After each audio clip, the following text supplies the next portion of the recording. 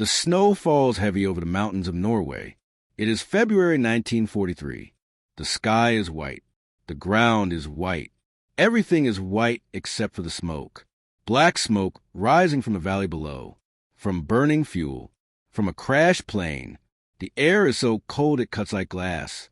Each breath burns the lungs. Each step breaks through the crust of snow. The mountains are endless, silent, empty. No roads, no houses, just rock and ice and wind. The wind screams. It tears at clothing, at skin, at hope. Lieutenant Robert Bobby Hayes lies in the snow, face down, not moving. His flight suit is torn. His parachute is tangled in a pine tree 50 yards away. White silk against dark branches. His left leg is bent wrong, broken. His right hand is bleeding. The glove is shredded. He can see bone, white against red. He does not feel it yet. The cold has numbed everything. He lifts his head. Slowly, painfully, he sees the wreckage. His B-17, scattered across the valley. The tail section is intact. The rest is pieces. Metal, glass, bodies. He does not know if anyone else survived. He was tail gunner. When the flak hit, when the plane started falling, when the order came to bail out, he jumped. He does not remember landing. Just falling. Just white. Just cold. Now he is here. Alone. Broken. Behind enemy lines. Norway is occupied. Germans everywhere. Coastal guns. Airfields. Garrisons. If they find him, he is dead. Or worse. A prisoner. He needs to move. He needs to hide. He tries to stand. His leg collapses. He falls. Face in the snow. He tries again. Uses his arms. Drags himself. Inch by inch. Toward the trees. Toward cover. It takes 10 minutes to move 10 feet. His strength is gone. His vision blurs. The cold is winning. He stops. He lies there. Face down. Breathing. Barely. Waiting to die. Then he hears a sound. Footsteps. Crunching in the snow. Close. Getting closer. Bobby does not move. Does not breathe. He closes his eyes. Waits. The footsteps stop. Right beside him. He feels a hand on his shoulder. Small. Light. A child hand. A voice speaks. Young. Female. Norwegian. He does not understand the words. But the tone is clear. Surprise. Concern. He opens his eyes. He turns his head. A girl stands over him. She is maybe 10 years old. Blonde hair. Blue eyes. Her face is red from the cold. She wears a wool coat. Too big for her. Patched. Faded. A knitted hat. Mittens. Boots wrapped in cloth. She stares at him. He stares back. Neither speaks. She looks at his leg. At his hand. At the blood in the snow. She says something. Norwegian. Fast. Urgent. Bobby shakes his head. He says, I do not understand. His voice is hoarse. Cracked. The girl's eyes widen. She says something else. Slower. Still Norwegian. Bobby says English. I am American. The girl nods. She thinks. Then she says in broken English, you are a pilot. Bobby nods. He says yes. She says Germans come. You must hide. Bobby says I cannot walk. She looks at his leg. She nods. She says I help. Bobby says you are just a child. She says I am strong. She reaches down. She grabs his arm. She pulls. Bobby grits his teeth. The pain is blinding. White hot. He does not scream. He cannot. If he screams, the Germans will hear. He helps as much as he can, pushing with his good leg, dragging with his arms. The girl pulls. She is small but determined. They move toward the trees. Slowly, painfully. Every few feet, the girl stops. She looks around, listening. Then she pulls again. It takes 20 minutes to move 50 yards. They reach the trees. The girl does not stop. She pulls him deeper, into the shadows, into the cover. Finally, she stops. She lets go. Bobby collapses, breathing hard. The girl kneels beside him. She pulls off her mittens. She examines his hand. She winces. She says, bad. Very bad. Bobby nods. He says, I know. She says, I bring help. You wait. Bobby grabs her arm with his good hand. He says, no. No help. Germans will find me. She shakes her head. She says, my father. He help. Bobby says, how do you know? She says, because he hate Germans. Bobby releases her arm. He says, okay. She stands. She says, I come back. You stay. Do not move. Bobby says, I am not going anywhere. The girl almost smiles. Then she is gone, running through the snow, disappearing into the white. Bobby lies there, alone. The cold seeps in, through his flight suit, through his skin, into his bones. He shivers, uncontrollable, violent. His teeth chatter. He tries to stay awake, to stay alert, but his eyes are heavy. So heavy, he closes them, just for a moment, just to rest. He dreams. He dreams of home, of Kansas, of flat fields and blue sky, of his mother's kitchen, warm, bright, the smell of bread baking, his father at the table, reading the newspaper, his sister playing the piano, badly, off-key, but happy. He dreams of before the war, before the bombs, before the cold. Then a hand shakes him, rough, urgent. He opens his eyes. A man stands over him, tall, thin, weathered face, gray beard. He wears a heavy coat, wool, dark, a fur hat. The girl is beside him. She says, this is my father. He help you. The man says something in Norwegian. The girl translates. He says, you are American. Bobby nods. He says, yes. The man nods. He says in heavily accented English good, we hate Germans. We help. Bobby says, thank you. The man says, do not thank. Not yet. We must move you. Germans are searching. They saw a parachute.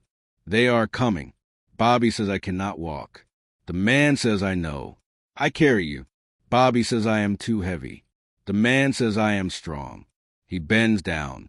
He lifts Bobby, not gently, but efficiently. Bobby bites back a scream. The pain in his leg is unbearable. The man throws Bobby over his shoulder, like a sack of grain.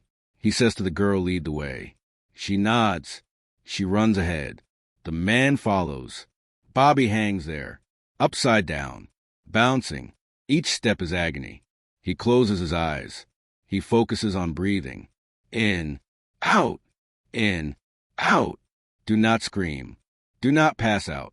Do not die. They walk for an hour, maybe more. Bobby loses track. The world is pain and cold and white. Finally they stop.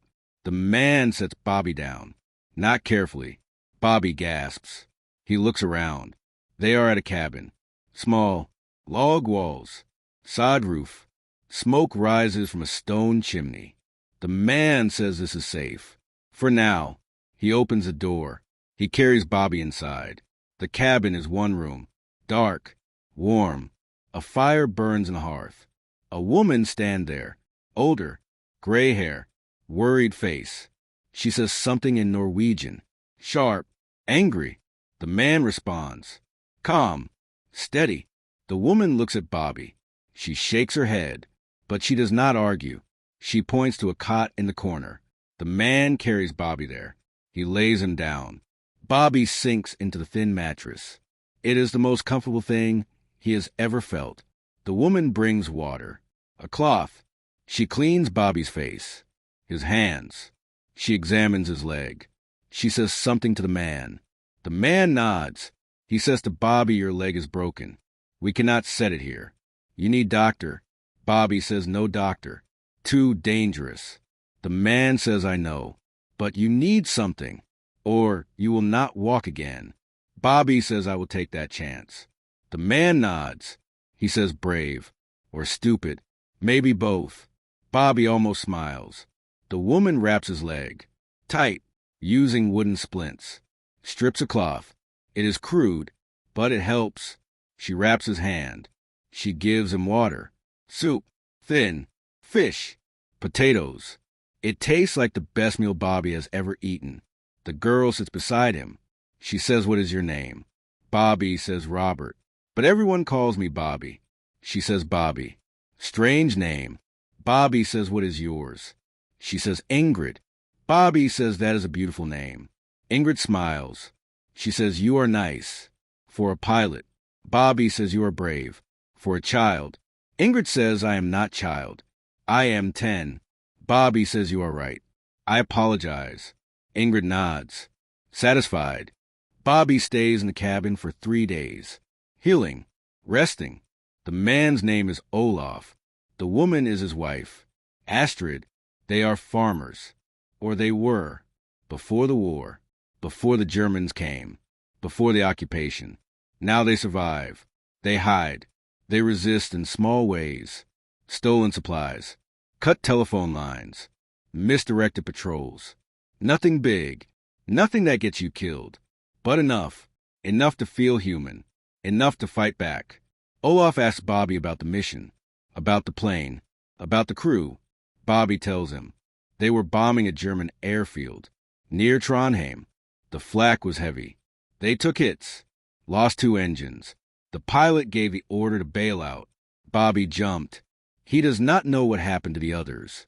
Olaf says, I will ask. The resistance has ways. Information. Networks. Bobby says, thank you. Olaf says, do not thank me yet. You are not home. Bobby says, where is home? Olaf says, Sweden. Neutral. Safe. 200 kilometers east. Through the mountains. Bobby looks at his leg. He says, I cannot walk 200 kilometers. Olaf says, I know. So you wait. Until you can. Or until the war ends. Bobby says that could be years. Olaf says, then you wait years. Bobby does not respond. He just stares at the fire. Thinking.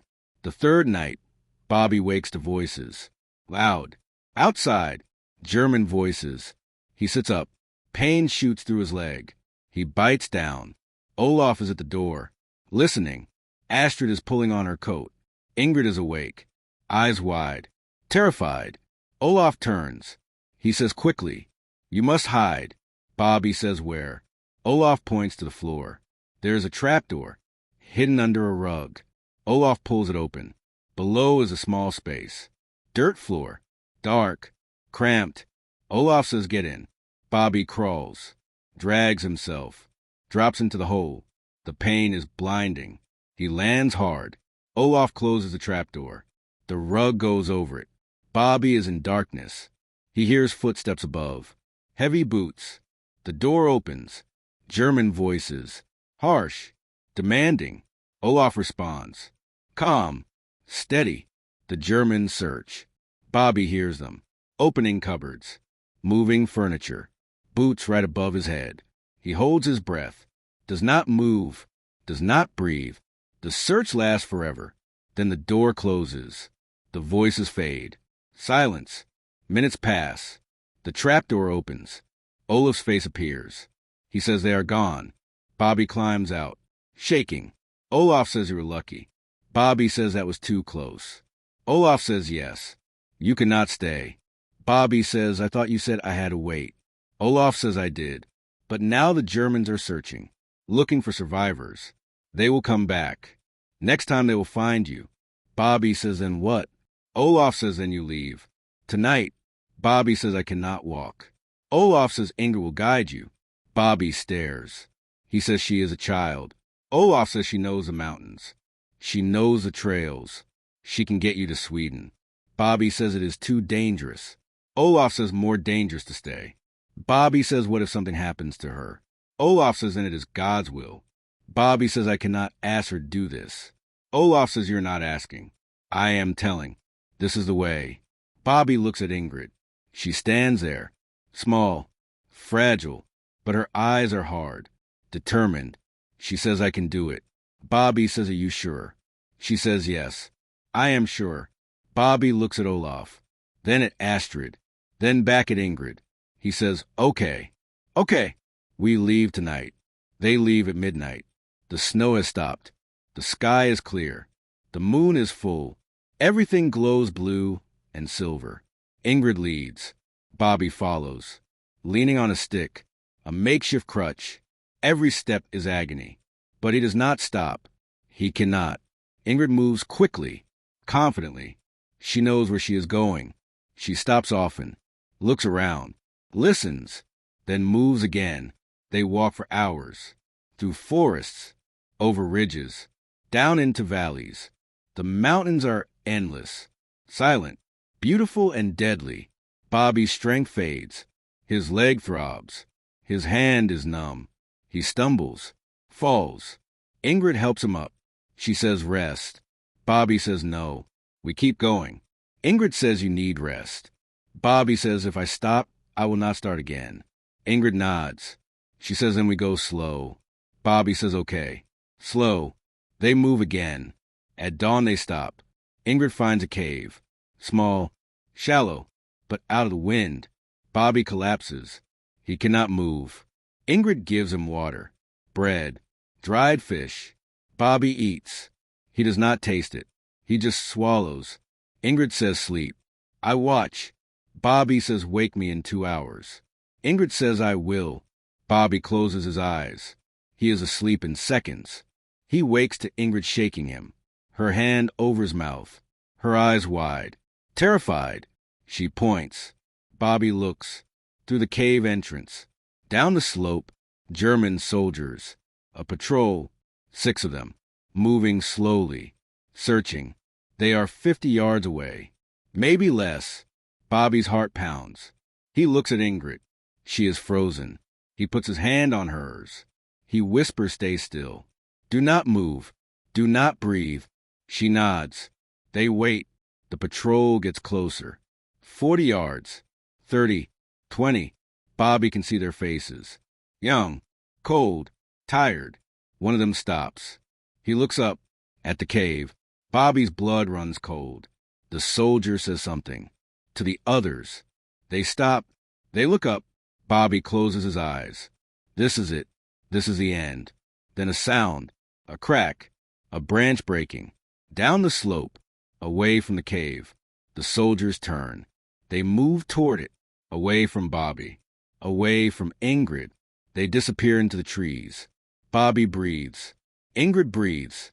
They look at each other. Bobby says that was close. Ingrid nods. She says too close. Bobby says we need to move. Ingrid says yes. Now, they leave the cave. They move fast as Bobby can manage. They do not stop, not for hours, not until the sun is high, not until they are far from the patrol, far from danger. They stop by a frozen stream. Ingrid breaks the ice. They drink. The water is so cold it hurts, but it is clean, pure. Life. Bobby says how far to Sweden. Ingrid says 2 days, maybe 3. Bobby says can we make it? Ingrid says yes, if you can walk. Bobby says I can walk. Ingrid says then we make it. Bobby says you are very brave, Ingrid. Ingrid says you too, Bobby. Bobby smiles.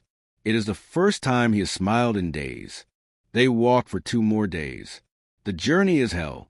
Cold, pain, exhaustion. But they do not stop. Ingrid is relentless. She pushes.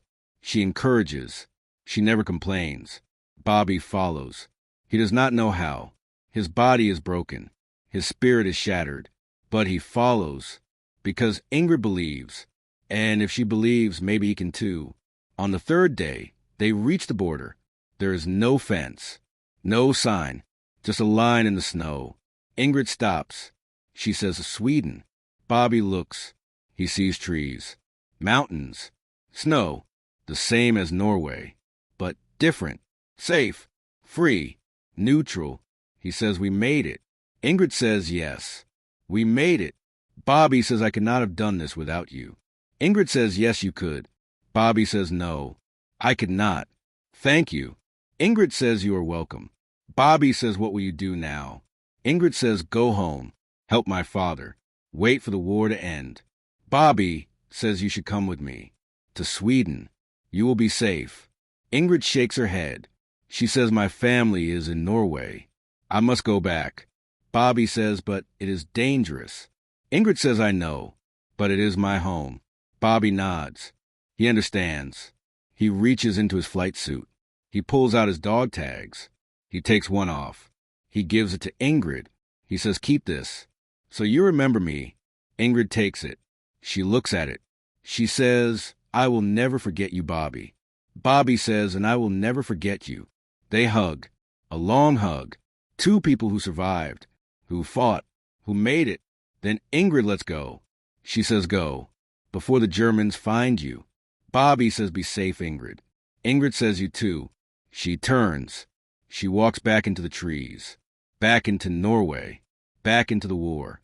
Bobby watches her go, a small figure in a big coat, disappearing into the white. Then she is gone. Bobby makes it to a Swedish village. He is found by border guards. They take him to a hospital. They treat his leg, his hand, his frostbite. He spends 3 months there, healing, recovering. In May, he is repatriated, sent home, to Kansas, to his family, to the life he left behind. He tells them about Ingrid, about the girl who saved his life. His mother cries. His father shakes his head in wonder. His sister asks if he will see her again. Bobby says, I do not know. Maybe after the war. The war drags on. 1943, 1944, 1945. Bobby does not fly again. His leg healed, but not well enough. He is discharged. He goes to college. He studies engineering. He marries. He has children. He builds a life. But he never forgets Ingrid, never forgets the girl who guided him through the snow. After the war, he tries to find her. He writes letters to the Norwegian government, to the Red Cross, to resistance organizations. He describes her, Ingrid, 10 years old, February 1943, mountains near Trondheim, father named Olaf. Most of the responses are dead ends, records destroyed, families displaced, names lost. But in 1952, he gets a letter from Norway, from a woman named Ingrid Larsen. The letter says, Dear Bobby, I do not know if you remember me. I am the girl who helped you. In the mountains, in the snow. I still have your dog tag. I have kept it all these years. I wanted to write sooner, but I did not know how to find you. My father died in 1944. The Germans found out he was helping the resistance. They shot him. My mother and I survived. We moved to Oslo. I am 19 now. I am studying to be a nurse. I wanted to thank you for giving me hope, for showing me that not all soldiers are monsters, for being kind. I hope this letter finds you. I hope you are well. Your friend, Ingrid. Bobby writes back immediately. They correspond for years, letters back and forth, sharing lives, sharing memories. In 1955, Bobby travels to Norway, to Oslo, to meet Ingrid. She is 22 now, beautiful, strong, confident. They meet at a cafe. They hug. They cry. They talk for hours. About the war, about Olaf, about the journey, about the life after. Ingrid says I think about it often. About the cave, about the patrol, about how close we came. Bobby says me too. Ingrid says, do you think it was luck? Bobby says no. I think it was you. Your courage. Your knowledge, your will. Ingrid says, or maybe God. Bobby says maybe, or maybe both. They laugh. They cry. They remember. Bobby meets Ingrid's mother, Astrid. She is older, thinner, but her eyes are the same. Warm, kind, strong. She hugs Bobby. She says, thank you for bringing my daughter back. Bobby says I did not bring her back. She brought me back. Astrid smiles. She says yes, she did. Bobby stays in Norway for a week. He visits the mountains, the village. The cabin is still there, empty, abandoned, but standing, a memorial, a reminder. He stands there in the snow, thinking, remembering, grateful. Bobby and Ingrid stay in touch for the rest of their lives. Letters, calls, visits. Bobby's children call her Aunt Ingrid. Ingrid's children call him Uncle Bobby. The families become intertwined, connected by a war, by a journey, by a choice. In 1989, Bobby is invited to Norway, to a ceremony. The Norwegian government is honoring resistance fighters. Olaf is among them. Posthumously, Ingrid accepts the medal. Bobby stands beside her. They unveil a plaque. In the village, near the cabin, it reads, "In memory of Olaf Larsen, resistance fighter, hero, father, and all those who risked everything to fight tyranny." Bobby speaks. He tells the story about the crash, about Ingrid, about Olaf, about the journey. He says Olaf gave his life so others could be free. Ingrid gave her courage so I could live. I owe them everything. The crowd applauds. Ingrid cries. Bobby holds her hand. Two old friends, connected forever. Bobby dies in 2003. He is 81. His family buries him in Kansas. On his headstone they write, Lieutenant Robert Hayes, United States Army Air Forces, survivor, father, friend, saved by a child, saved by courage, saved by Ingrid. Ingrid comes to the funeral. She is 70. She flies from Norway with her children, her grandchildren. She speaks. She tells a story about the pilot who fell from the sky, about the journey through the snow, about the man who never forgot. She says, Bobby taught me that enemies are just people. That war is a choice. That courage is not the absence of fear. It is a refusal to let fear win.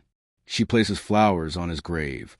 White, for peace, for memory, for love. Ingrid dies in 2015. She is 82. Her children bury her beside Olaf.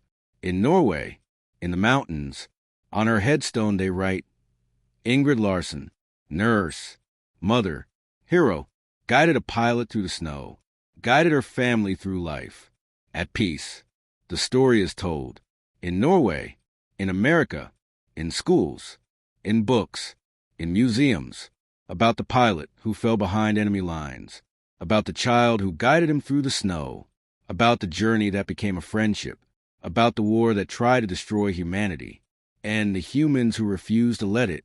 In Kansas, flowers bloom on Bobby's grave every spring, placed by Ingrid's grandchildren.